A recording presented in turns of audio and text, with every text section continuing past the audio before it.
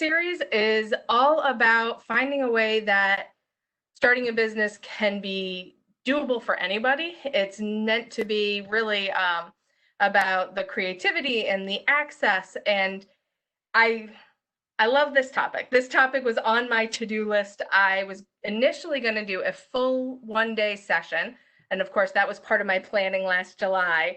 And in our current climate, that has to be reinvented. And when rethinking it and saying, okay, how can we do it? Knowing that this is obviously going to be a virtual session and not wanting to let go of it because I think it's such an important topic and one that people come to me all the time with. We also knew nobody could sit through an entire full day. So this gave me a great opportunity, and I have partnered with Dee Dee Chatham out of URI Innovate. I've partnered with Linnell Bickford from the URI Foundation and John Dunn from the College of Business. And one of the things I love about that, besides I just love collaboration, it's also really very much like a business. It's this chance to move with the environment that changes. It's this chance to collaborate. It's the chance to outreach. So I'm extremely excited to have this series. What was meant to be one day now comes to you in your house, and it's going to be 3 weeks, 9 different sessions, 9 different webinars. So for today, I just want to set the stage real quick. This is part-time or full-time entrepreneurship, low cost, no cost, high cost. It's really about what's going to work best for you. All the sessions that we do will be recorded. And so this is, if you miss a piece, we're going to send it out. We also have really flexed with the series and the different times.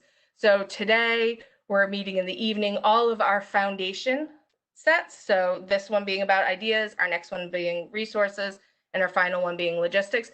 They're all on Tuesday evenings to create some consistency, but we also want to meet people at different times. So we have 2 more webinars this week that will be in the afternoon. If you're not able to attend, I'm happy to send you the videos for it. You also should have received a worksheet. If you did not receive the worksheet, I'm going to show it real quick in a second, but then I'll also follow up.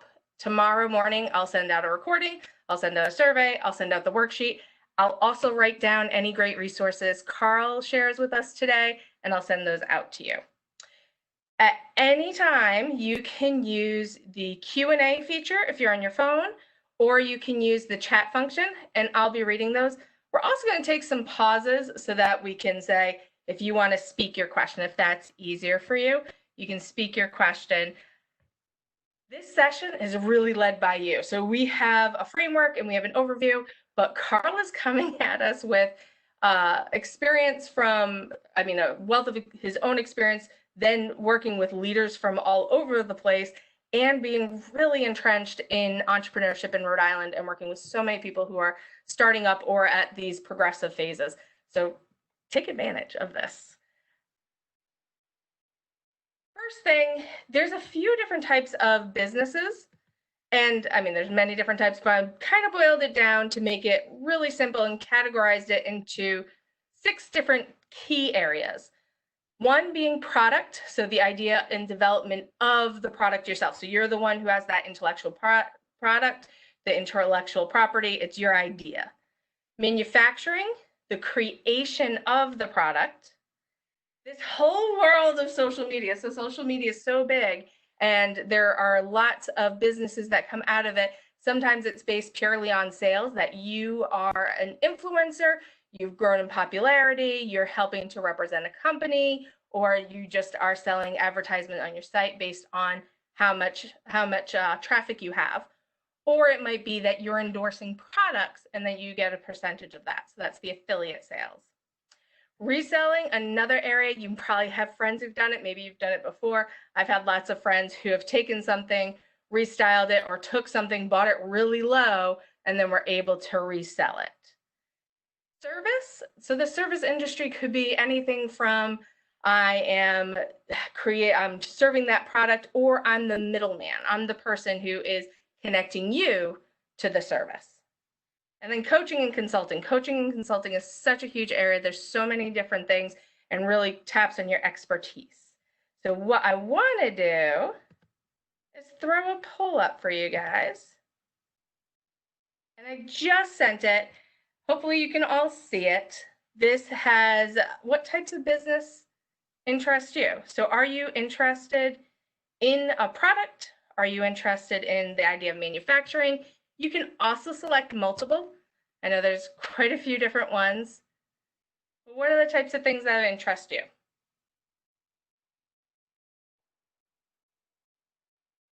I'm going to leave this for 1 minute and then I'm going to share it out with everybody. While you're answering that question, I just want to flash back real quick, if I can, to the worksheet that I sent you all. So this is the worksheet. This was really meant just to start generating ideas. One of my favorite things that I like to do are quiz questions. So I might ask somebody, if you could start any business, capital, timing, there are no barriers, what would it be? Or I might ask about what's the thing you could picture doing for yourself every day. Just something to kind of generate thoughts and ideas. For this, once again, I'll send it to you, but some of the things I was pulling on were reasons that people have talked to me about wanting to start a business. Also, some of the advice that I've already heard from the speakers that we have later on. One of the speakers I spoke to had said, you know, it really is important to stay motivated, and part of staying motivated is recognizing why is it that I started a business from the first place? And that can be the things that are really exciting and energetic, but also the things that you're trying to stay away from, and that helps keep you focused in what you're doing. One of the things I always like to ask people about are creating a causational link. So thinking about all the different businesses that you've dreamed of in your time, but then after that, taking another step down and saying, what do they have in common? Because chances are there's something that's familiar among them all. So this, once again, you'll see it. I am gonna close out this poll and show you the results.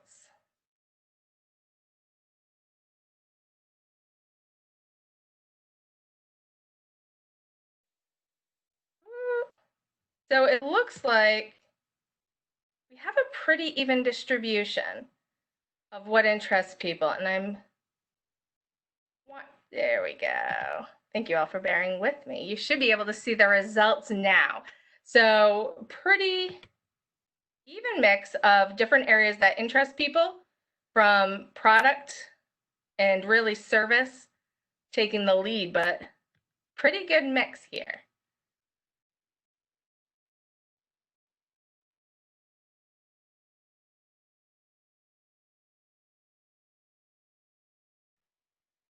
So what you saw in the worksheet, and what I think is really important in our evaluation of what works for me and kind of this idea generating, is that pragmatic approach. So taking a step back and saying, I love the idea of starting a business, but how much time can I really put into this? Is this something that I'm ready to show and have full time? Or is this something that I'm going to wade into? And that really goes into risk. Risk is another big thing that I talk about. It's something that I think we all have what our necessities are. We all know there's a certain amount of money, or there's a certain amount of things that we need to do to keep things moving. What's the risk that you're willing to take? Is it just a risk of money? Is it just a risk of time? Is it the combination? Is it just something that really is a personal risk, like a concern for failure, which is going to be my next question I ask you guys? And then how much money do I have to invest? When I started just a minute ago, I said this is all about accessibility. So there are businesses that have very, very small startup costs. There are other ones, and you see them around you all the time, that cost thousands, hundreds of thousands, or more to start the business. But if that's not the position you're in, and you say, you know what, I could look at a role where I have to file and there's some basic costs, but I could keep my startup costs under $200, and that's where I'm at. That's what it's all about. The business, the style, the way that's going to work for you. Big reflection questions are, what do you want to spend your time on? And what is your personal purpose for starting a business? This is another topic I talk so much to people about, because when starting a business, it could be that you're just looking to build some more experience, this is a big one. I do career advising, so that's one of my primary questions that people will talk to me about is how do I build more experience? How do I show that I can do this and really make people give that credibility? I'm going to open my second poll. This is my last poll that I'm going to share with you guys, but it's really good for us to get an idea of what interests you, but then also, is there anything that's stopping you from starting today? So that personal purpose, is it the creativity? This is what I love about entrepreneurship. It's why I like doing this series, why I love these conversations, is that the chance to think of new ideas and think of how these things might fit together and the problem solving. Is it the networking? Is it expanding the connections? We have another speaker at the end of this week that was talking all about this is having multiple revenue streams for security. Right now, this individual has a full-time job and has their consulting and coaching work on the side. And today, where the 9-to-5 has gone down in demand, she's able to put more into her consulting and her coaching position. So that's given her really one of those big pieces of flexibility. So I am going to close this poll.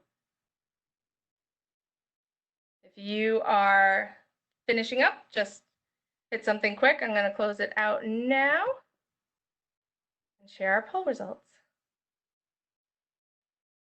So hopefully you can all see we all have different views on this, but money, that's the number one thing that I'm seeing, that money is the big thing that sets people back and is that barrier to starting your business.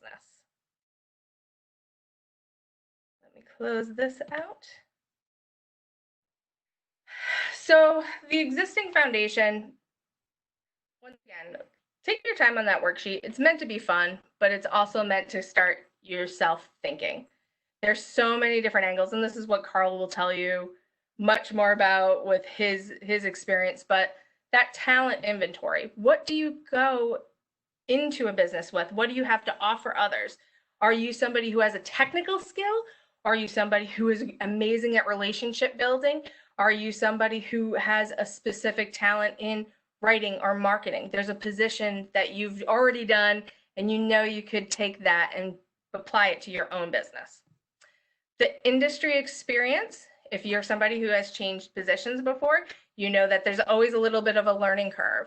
So if there's something that you understand, knowing that business and how people connect in it is such a huge asset to really starting to assess, what do I have? How could I come up with my own ideas for starting a business? Networking, this is a good topic that Karl's going to talk to you a lot about, and it's thinking about my team today as well as who is my potential team? Who can I network with? And then niche, I love this one because for me personally, I like how everything could potentially connect, but those are too big. And if we go niche, you can always build back out. But this is an opportunity if you have a specific interest, if you know this hobby. I have great stories that I've heard about people who took a hobby in an area and really was able to make it so much bigger and make it a full-time gig. So let me introduce our guest. We are very fortunate today to have Karl Wadensten. Karl is from our College of Business, has been a speaker. I actually just spoke to one of my colleagues yesterday, and she was talking about Karl coming in and speaking to her MBA class. What I have outlined is a very small summary of Karl's experiences. When Karl and I were speaking, though, the things that I found really, really applicable to this specific area had to do with he's seen all these companies start up through Rhode Island Commerce. That's been a huge experience. I think the experience with the YPO is another one where really has connected him to thought leaders across the nation as well as international group. And then of course he has his own successful company. Vibco comes to us all comes to us all the time at the university, recruiting students as well as alumni, and has been a company that continues to grow. Karl and I have been talking a little bit offline over the past couple of days, and he has crazy hours. So definitely a demanding business, but the themes in when he and I are speaking really had to do with strategy, the ideas, lean startups, and mentorship. And my favorite quote that I will leave you with and transition over to Karl is, "We don't build widgets, we build people." Karl, thank you for joining us today.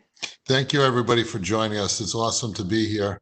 And Audra, I want to talk about ideation. And the ideation piece, I'm a firm believer in Gallup strengths. So the people that are listening tonight, Audra, you can share my email address with everybody, and I'll tell you how to get onto the Gallup poll. So for about $15, you can find your top 5 strengths. And why is that critical? As you move down the path of entrepreneurship and the passion and the things that you're thinking of doing, you really need to understand why you get up every day. You know, what's the burning inside of you? And this test is a very random, kind of quirky test. But I mean, Gallup has tested over 190 million people across the world with this test. We use it at our organization. I use it in my class at URI. And it's just a really good foundational piece. So you can understand a little bit more about yourself and the people that you bring on board to your team to take their strengths to understand how do I communicate with these people? Because we don't want people with the same kind of thinking and the same kind of strengths. We want collaborative strengths. We want strengths that compound off of each other, because that thinking is going to bring you to places that you've never known. So I want to read you a really quick, just a single paragraph from Gallup, because it really talks about the essence of what we're going to be talking about tonight. And that ideation is about coming up with ideas that have never existed before and connecting ideas in ways that have never been obvious. What ideation is looking for is what hasn't been thought of. Ideation sees what is strangely enlightening. Ideation brings a creative level of intelligence. There is a consistent stream of creativity that never seems to run out. And I'll send these small clips because ideation is one of the 34 strengths that Gallup has. And if you have that, it's kind of a unique strength. And to know what your other strengths are, to couple those together, will really help you on this journey. So a few things that I'd like to go through here is that no matter what you're thinking about for your business, whether it's service, whether it's manufacturing, whether it's social media, some of the things that people come up with are so ingenious. And the best ones are the ones that are simple. Simplicity is key in this. If you start making things too complex, it's hard to get people on board. It's hard to explain this to investors, and it's just hard to execute. So think about simplicity as you go towards working on what your future business career or entrepreneurship career would look like. And the one thing that a great mentor up in Cambridge had told me is that, and I think Audra had a slide there, it's up now, the day I start my business is the day I should be thinking about my exit plan. And probably everybody's saying, I haven't even started the business and you're already telling me how to figure out the exit plan. But the exit plan is critical. It really, really is, because there are 4 or 5 phases, and I'll send you the link to the phases of a business and the phases of, you know, the founder or the ideator or the creator of a business really sometimes isn't the best operator of the business, because businesses, as they grow, as they change, and as they mature, hit all these different levels.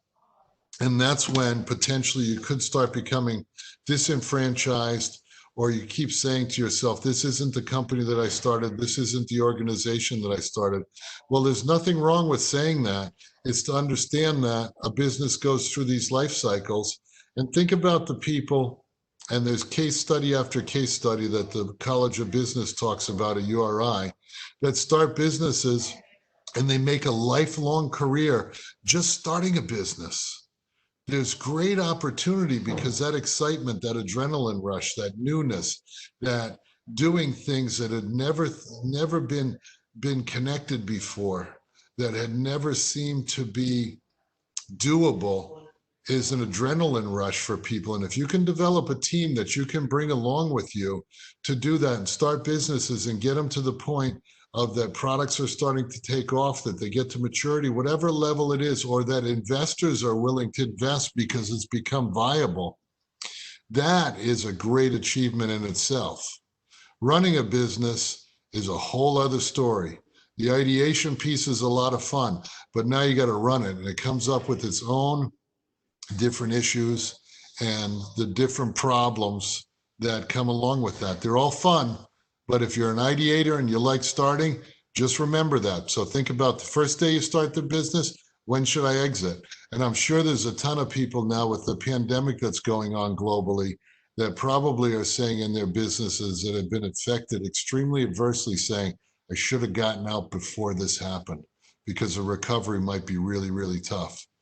And again, what experiences do I need to balance on my own? You know, a lot of the people, we have probably a large demographic of people here. It's never too late to start a business. It's never too early to start a business. And there's something that I talk about in my class. I teach the Lean Six Sigma BUS 410 class, and it's a green belt Six Sigma class. It's all about the DMAIC process improvement. But the first thing that I tell my students is that it's the 10% rule. The 10% rule works this way. It's really, really, really simple. So for those of you that are in college now, or have ever been in college, or even if it's not college, just school in general, if a professor or a teacher gives you an assignment and you're studying for that assignment, that's going to be a quiz, and the expectation is 60 minutes, right? 60 minutes of studying. 10% on 60 minutes is 6 minutes. If you study for 66 minutes and your grade, right? Your grade is an 85, but that extra 10% gets you 10% on 85, which is 8.5. It brings you to a 93.5. It's hard doing math on the internet, Audra. But anyway, just think about that. And the 10% rule is, most of the people, if you follow Mark Cuban, you follow Shark Tank, you follow any of these shows or any of these successful entrepreneurs, they're willing to do 10% more than their peers. And that's what the big difference is between a successful entrepreneur and people that make things happen, and those people that sit back and ideate, and they don't bring their ideas to creation. They don't bring them to fruition. It's just 10%. And 10% in our life for the days that we're on earth is a small, small piece of this. And then what type of personalities you need to balance. And this is where the strengths test, as I talked about, really helps you understand how you come across to people as well. And I'm not always the best person. Sometimes I bite my tongue when I talk about different things with the people that work for me, but I'm aware of what's going on there.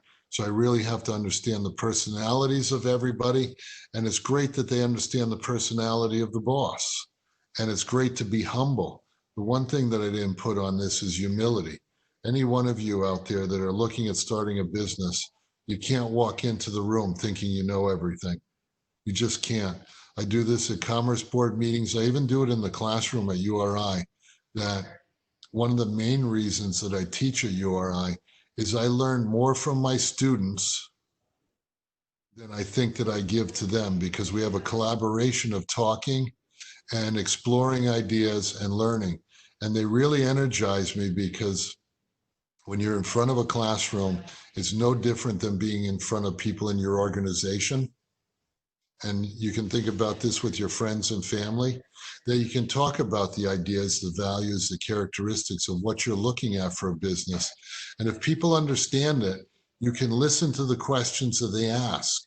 And there's no better place to share ideation, to share, thoughts that you have, to share possibilities, than in a classroom with your students, right? It's a friendly environment. Then with your family and friends, another friendly environment. because you can see the faces, you can see the questions and the feedback that people have for you, the clarity, the clarifying questions that they have. Am I very succinct in giving a deep understanding to what I want to do, right? Carl, I have some great questions coming in. And Oh, good. Yeah. You can interrupt me, please. That's the best part. I will. So I want to repeat what Carl was just saying about the 10% better, because I think all these little pieces about what makes things accessible, if you feel like you just have to blow everyone out of the water, it might be the thing that stops you. But if you say, all right, 10% more time, 10% better. So the first question that I want to look at, and there's a question that builds off of it, but the first part of it is, what is, in your opinion, the most important part to think of when starting a business, such as timing or location or staff? What's the most important part? Well, I'm in manufacturing and I know manufacturing really, really, really well. And, you know, from the Commerce Board, I see a lot of different things. And in today's world, the most important thing to think of is it something that customers really want? Is it something that could be disruptive? There's so many things that are just blow me away every day when I see the gadgets, when I see the processes, and think now about all the online learning and everything that's going on. There are people ideating all over the globe to figure out formats that are easy to use, that formats can be used mobilely, the formats that, you know, your grandmother or grandfather can participate, that people can participate from all over the world. So think about disruptive, think about, do my customers want it? Does that help Audra a little bit, I think? Yeah, I think the focus on customers, because we all have great ideas, and I think that's right now, that's what we want to capture, is the energy of ideas and what you're thinking about and all those resources that go into the energy. But the next part is that idea going to bring me into a business? It's the testing of it. So the customer piece, I think, is huge.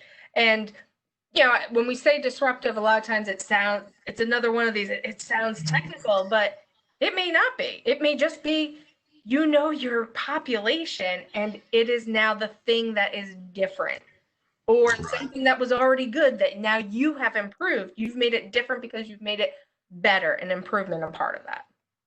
There are great blogs, like when we launch a website and things like this, we try and find blogs with other web designers and other creative marketing people just to get feedback and show ideas there, because now I can get a really good global and national sense for this. And this piece about customers, Audra, I'll give you another link. And the name escapes me now, but a really good friend of mine in New York City that's really smart with businesses and customers. And what he taught us at our organization, we're fortunate to have all these smart people come and talk to us, is that everybody in our company, when I talk about customers, everybody's there for the customer. And at the end of the day, the customer pays us to go to work. It's not Carl with Vibeco that pays the people. It's the customers that pay us. So as you think about your business, do you have something that you feel comfortable with, that you can start and bring lives of other people to participate and grow this business, that your customers are paying you guys to be there, whether you're the president or not? The customers are paying me to be there. If they didn't give us money, there would be nothing to go around. So think about and share with the people as you start a business that we're getting paid by the customers. So what are we doing, and how do we service more of these people to come to us and give us their hard-earned cash? Another question, Audra? Building off of that, with this people, there's a question about how do we find those people? How do we find those right people for our business, but also cultivate them? Because you know that initial part of our relationship might be a honeymoon, it might be a great fit, but as the relationship goes on, it might become more challenging in different ways. So how do you find the right people and keep them and cultivate them? Yeah, that's a challenge for everybody. But let me tell you, especially for the younger people that I talk to in my class, you guys have your own employment agency here. You've met the people for the last 4 years while you've been at university, college, on that campus. You've met them. And at URI campus, I think and John Dunn, is John Dunn on tonight? No, he's teaching. Oh, he's teaching. So I'll give you this, I'll send you the real facts of the story. And I think that its EMC group was founded by either Boston College or Boston University and URI students. And they just found each other at that age. And they were all passionate about this idea, this ideation, this notion of customers, this notion of satisfying a need. And you want to hire people for values and characteristics. I said we need to be different with our strengths, but values and characteristics are the one binding glue that hold organizations together. And if we can find people with like values and characteristics to the customer, to the product, you can train all the other things. You can train all the other things. But if you need a CPA, they have to have at least an accounting degree or a certified public accountant. But you want to find the values and characteristics. You want to talk about the vision. You want to talk about the things that excite you. And when you can see that excitement, grab a hold of those people. They're like gold. Karl, we have at least 2 more questions. Okay. What helped you to start believing your ideas were worth working on and building a business around? So I'm second generation. I got lucky. I got lucky that I'm second generation, and we're working on third generation that's downstairs here in our house that are finished university or currently in university. So what our company started out to be, with my dad as the founder, he founded the company in 1964, right?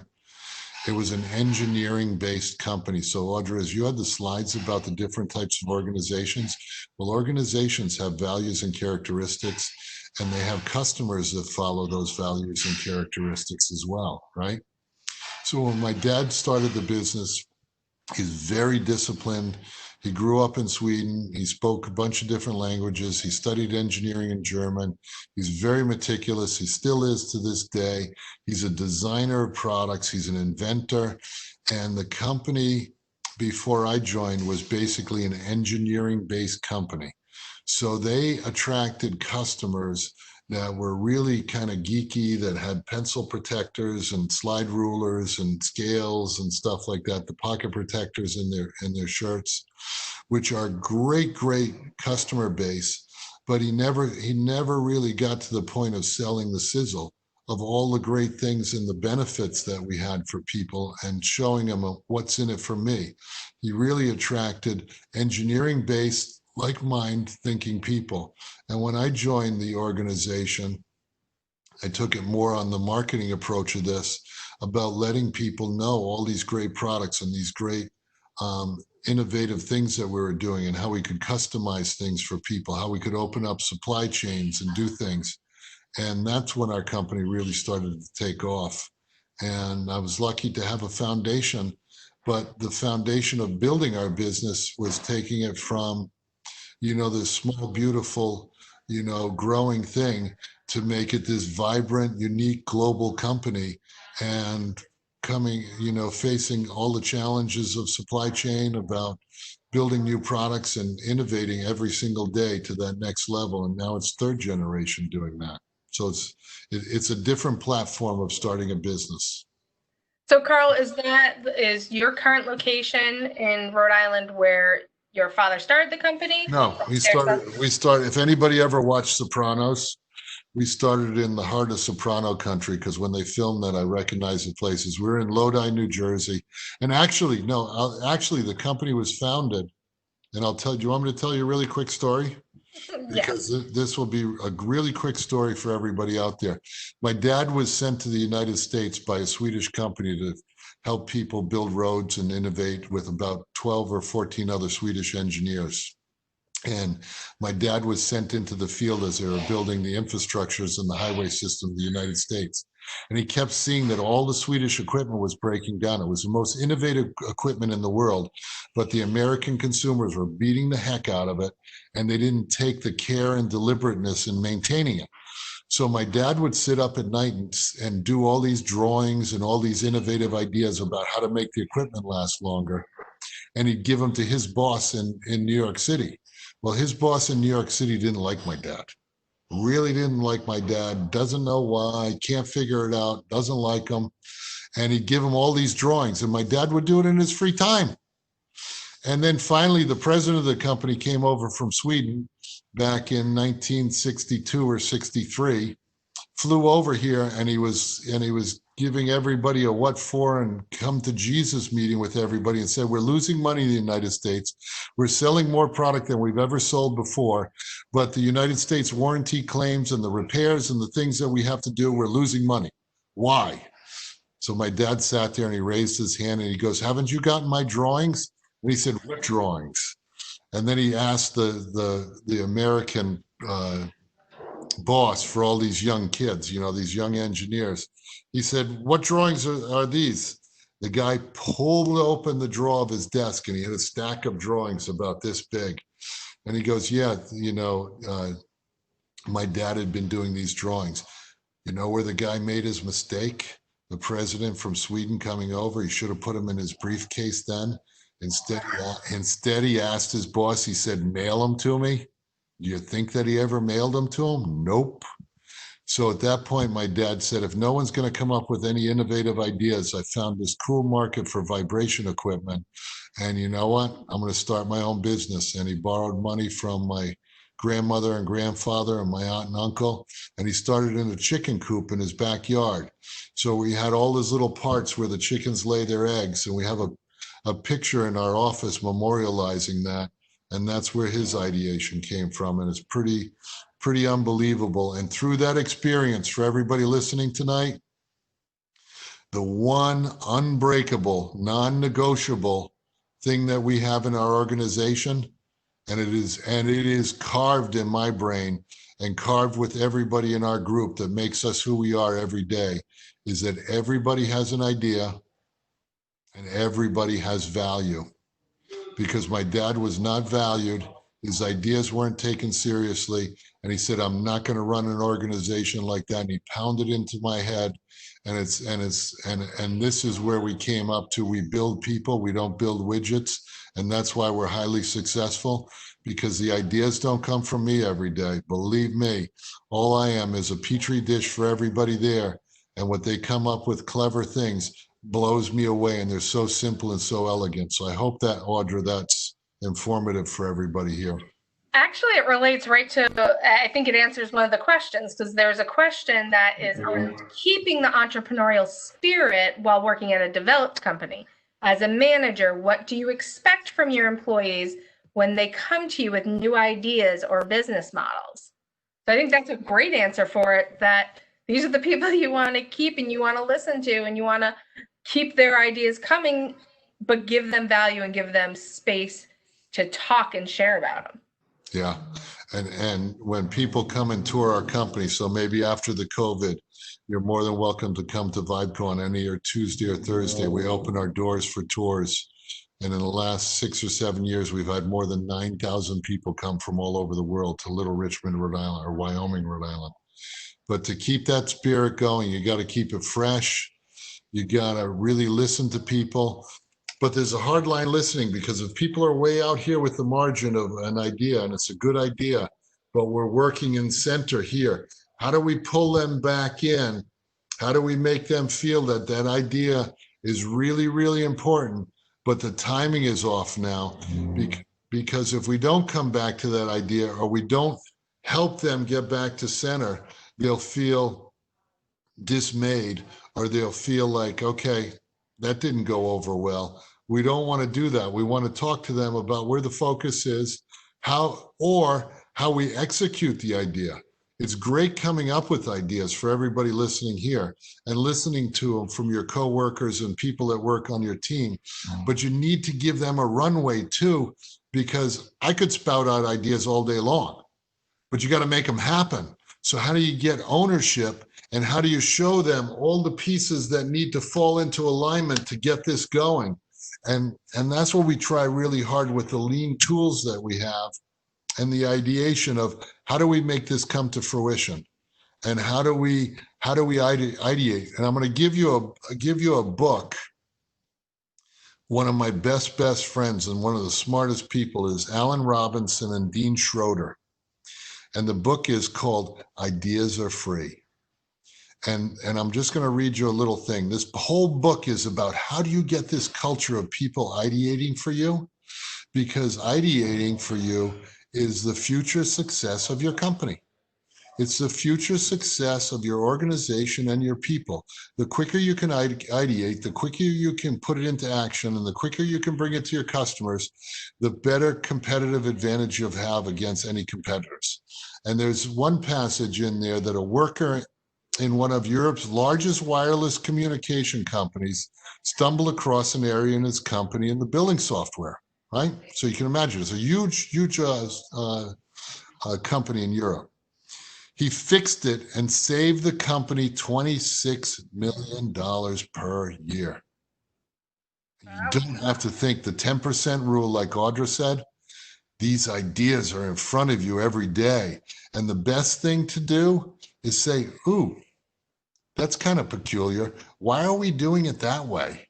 Or as you see a mistake, as you dig through the mistake and back through something that shouldn't be looked at as a mistake, as an opportunity for improvement. So those are some of the lean terms, that a mistake is a golden nugget. It's an opportunity for improvement.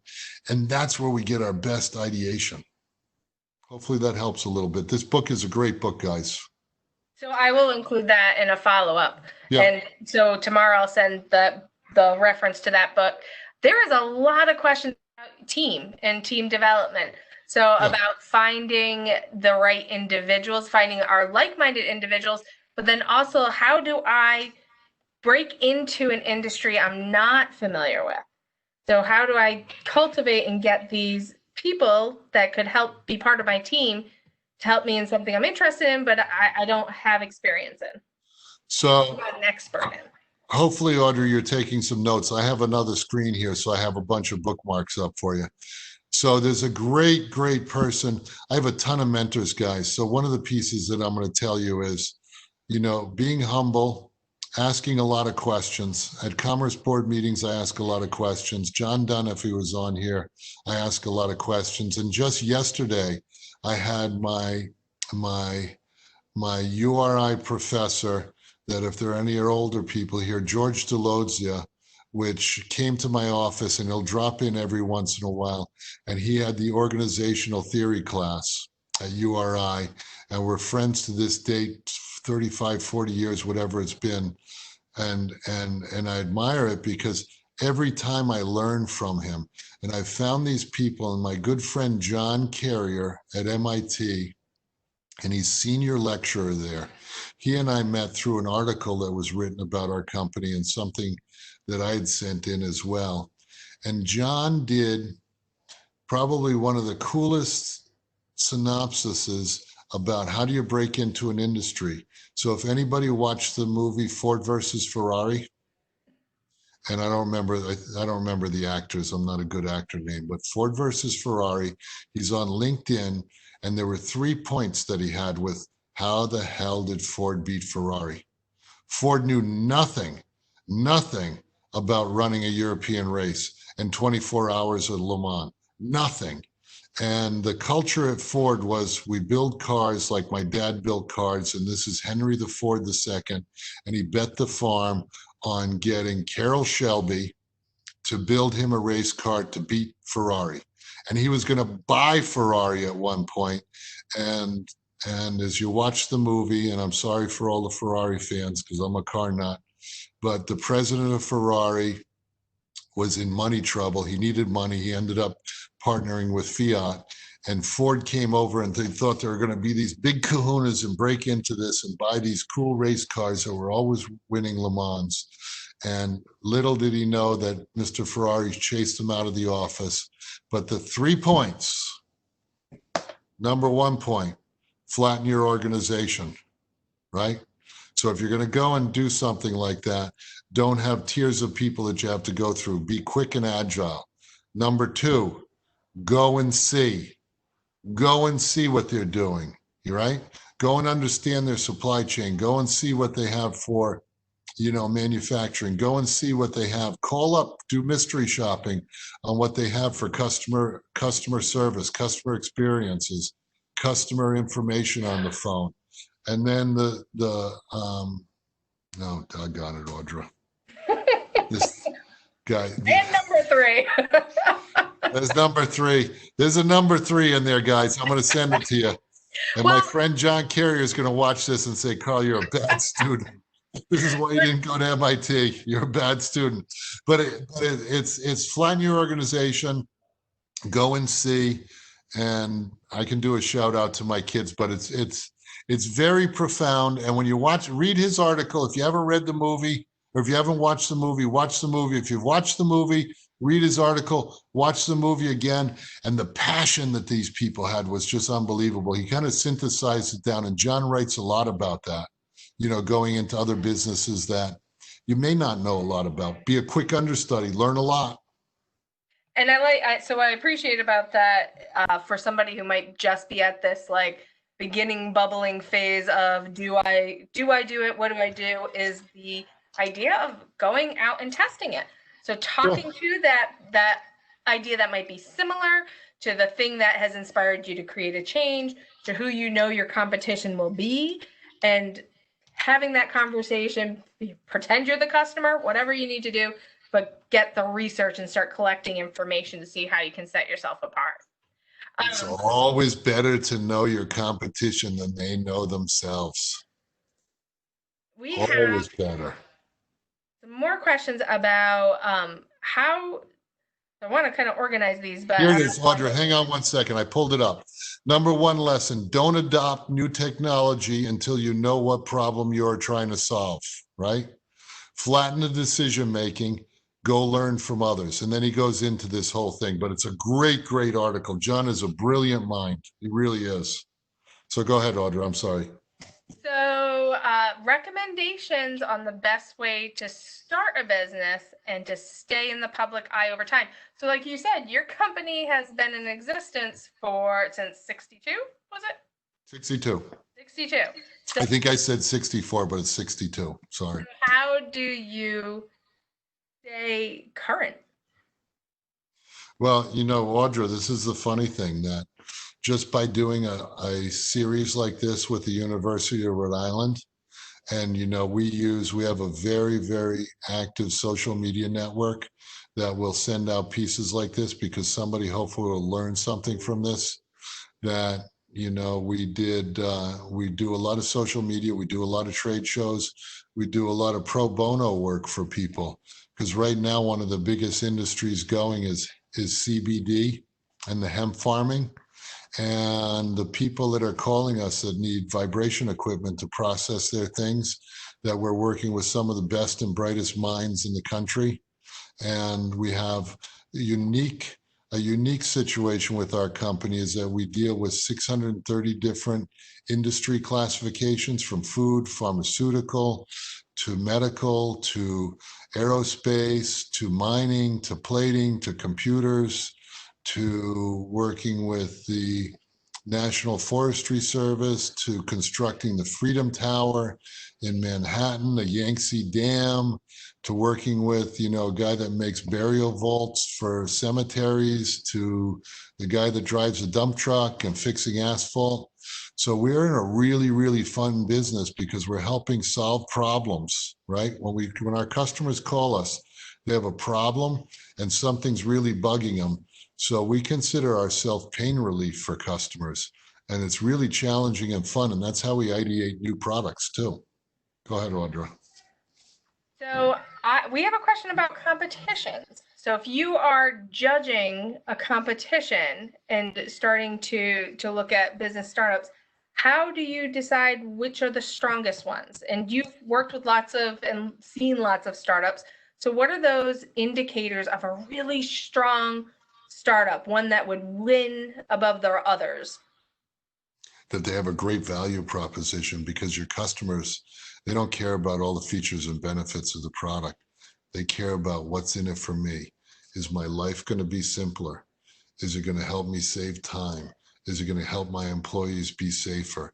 Is it something that is green?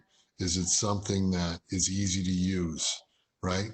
Some of the things that are out there. Why do you think there's so much competition now for Zoom and WebEx and all these platforms for doing what we're doing? There's a ton of them. And one of my friends just called me last week about a company in Taiwan that has, and I forgot the name, Audra, write it down and I'll send it out to everybody. And he's telling me about all these features because I don't care who your competition is or what your products are, there are always little quirks. So if you can drill down to the little quirks that really bug people and fix those, instantly you'll have more customers. Just think about everybody on this call tonight, the small little things that we keep going back and purchasing or honoring a certain place, and there's just something that bugs us. But you know what? All the other things outweigh that.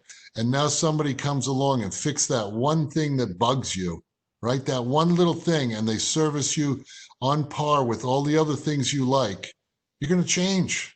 You're going to say, where have these guys been, right? So, Karl, how do you cultivate these customers? How do you stay in touch? It sounds the customer's the center of everything. So how do you keep them the center of everything? Well, the day you start your business, make sure you have a good contact management software program. Live and die by that. When you come for a tour of our facility, we call it F9 every time, right? Function key, F9 on your computer keyboard. And what that means is that we're willing to do what the competition is not willing to do. I have a lot of mantras that I give my class. The 10% rule, I'm willing to do what the competition isn't willing to do, right? And it's not much, but just figure out what they're not willing to do. So it parlays off of the question we had previously. And when we F9 every time, we write down copious notes. I don't care if it's spelled phonetically right. I don't care if the punctuation's right. We take really good notes so we can understand what the customer's likes and dislikes are. We can harvest cell phone numbers. We can harvest websites from these guys, because if somebody's calling you from a big company and you go to their website and you click look for other locations, you just found 10, 20, maybe even 100 new customers. And if you can sell one customer, right, that called you for help or your product, if you can sell them that and have a good relationship, they have 10 other locations that probably have the same problem. Are they good at sharing that ideation and that fixing of the problem? Or how do we do a pull-through marketing for this? And I think our database for domestically, we're at 360,000 people for a small little company. With a facility in Canada, we're at, I don't know, 30,000 people there. F9 every time. Another thing that we do is we answer the phone live. We have live operators. We have 2 people, and they're not operators, they're data miners. So a contact management software where you data mine, answer your phones live, because there isn't one automatic phone system that I've found that's any good, because you're calling for looking for help and looking for solutions, right?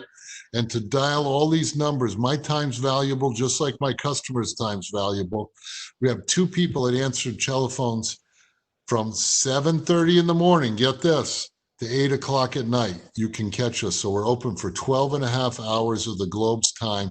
And we bring you up on a screen. I have all your data. I'm putting copious notes in, and that database will be your savior. Because think about if you're an innovator and you like starting companies, and you start another new company in a similar industry or similar vertical market, you have a built-in database. You have relationships already. How easy is that? That's the biggest thing, is how do we build the relationships? How do we build customers, right? So what I appreciate when we start talking, all of these ideas can be applied to your business, or can be applied to whoever you're working for now. And 100%, 100%. And the idea of, when we talk about that disruption and that innovation, and those sound big, but what Karl was just talking about really was that quality customer service. As things start moving more and more automated, nobody picks up the phone. I have family members who will tell you there are words that come out of my mouth that they never hear at any other time, except when I am on hold trying to navigate the jungle of getting through. So something that really speaks to that customer base, it is innovation. Everyone's kind of automating. This is a huge way to stand out from other people. So Carl, we have 5 minutes left. There's a really great question I want to make sure I ask, and it's, what is your advice to overcome the fear of failure to start a business and give away that day job? You know, if you really have passion in this, like my dad in the chicken coop, and it's something that you want to do that's just burning inside of you, that failure will just make you stronger. Our best outcomes are from our biggest failures. You know, we look at those, we do postmortems on it, and we figure out why we failed and how won't we do that again. And that's part of the lean thinking, you know, and doing that. And don't be afraid of failing, because during that time of failing, you'll find so many new things, and your business may take another turn. Think about Post-it pads. Think about Crazy Glue. Think about all these case studies that people went out starting a business thinking one thing, and their failures turned into their biggest successes. How beautiful is that? We actually have a speaker next week in our resources section, and in my pre-conversation with them, they were talking about a time where they were physically unable to attend to their business, and that wound up becoming a whole new opportunity. And they learned that they could change the way that they do business in a way that allows them to grow it significantly. So now is a time where so many things can be scary for a business owner, but it also is this opportunity to do something in a way you've never done before. So the one I want to just give you another piece, because you said something profound, Audra, about you can do these things at the place you currently work. What a great proving ground to practice this. So at Vibeco, the people that work on the factory floor, the people that work in the office, they own their own businesses inside a business. That's the mentality and some of the values and characteristics that we have. Ronnie, who is unbelievable. Ronnie's an MBA player in ideation. We call his company Ronco. So when you go into Ron's area, we try and get this persona that you own the outcome of what you're producing for products. You have suppliers that are giving you stuff internally from the organization. You're giving it to somebody else downstream, and we're sending it to the customer, and we get money back to pay everybody. So Ron and a bunch of our different people, little Susie, Ronnie, you know, Michelle, Ramon, they all have their little businesses, and they're proud of their little businesses because they can make a lot of decisions. They have some responsibility, and they have some authority to change things that are within their circle of concern and their circle of influence. And they can step out of that to the bigger organization when they need help for things that go way outside the scope of their immediate work area. So Carl, I'm gonna be respectful of everyone's time and end on time, sure. But I want to end with a fun question. Sure. Who does my hair? If you want to. What I have left? Will you share something that's on your bucket list? What haven't you done that you really want to do? Oh, that's a tough one. That's a tough one. You know, I was talking to my wife's downstairs. Kim, can you hear me? I want to go to Vietnam. I really want to see Vietnam. I read so much about it in National Geographics and the things that happened during the Vietnam conflict and that. And I grew up watching the nightly news for all the things, the horrific things that happened. And it's just such a beautiful country with the National Geographic and the TV shows. I'd like to go to Vietnam with my wife and meet the Vietnamese people, because they are creative, they're innovative, and they have such a beautiful country. That's one thing. That's a great one. Yeah. Thank you so much, Carl. Thank you. I'm going to make a couple announcements and then I'll close us out. But my first is, thank you for taking your time. I know it's 7 o'clock at night. This may be dinner time or relaxation time. And Carl and I had already spoken at the beginning. He rushed home from work, so he didn't have to spend all night at work. So this is very generous of you all for participating and for Karl for sharing his time with us. Tomorrow, so this theme this whole week is about ideas. Tomorrow, Chris Jarvis, another URI alum, is going to be speaking about testing your ideas now. So really building off of what we've talked about with this value of customers and the excitement of ideas, you have to test the ideas. So Chris Jarvis will join us 12 o'clock tomorrow. I'll send that out tomorrow morning along with all the resources. But if you haven't yet, mark your calendar to join us. And then on Friday, we're going to have Brittany Diamond and Gina Caramadre. They're going to talk about that bubbling part, that excitement and energy of starting an idea. So one has a fashion business where she creates customized jewelry. The other one has a coaching business on health and wellness. And we'll end there. So once again, thank you all for joining us. Greatly appreciate your time and take care.